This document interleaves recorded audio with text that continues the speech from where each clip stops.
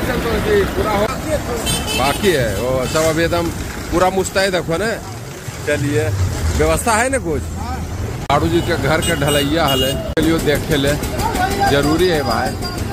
ये अस्पताल रोड में हले आज एतवार भी हले छुट्टी भी बीत जी दे। ढलैया 4 तल्ला पर हो रहे तो चढ़ते चढ़ते थक जीवे बाप रे बाप। देख लो कैसे ट्रॉली पर जा रहे सीमेंट। बाबू लोग भी देखो निरीक्षण कर रहे थे ना।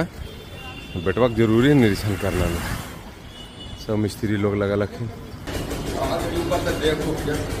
सब कुछ साड़ू जी के ढलैया के पार्टी रसोईया के भूमिका में अजीत जी अखी देखो मुर्गा निकाल रहा कि मुर्गा का रन्ना हार ले जाइए। चंद्रिका जी देखो इन्हें हमारे साड़ू जी देखो एकदम रोटी पर रोटी 10-12 रोटी हो गई। कल की काम भी भोरे से कर रहा की बहुत न।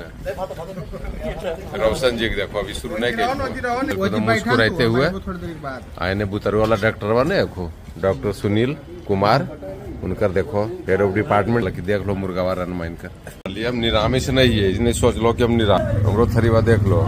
आओ लो भोजी जी आओ खे भोजी मुँह ने पिरा लो सब उठ गए अभी तक बैठले अखो तू सब खाओ।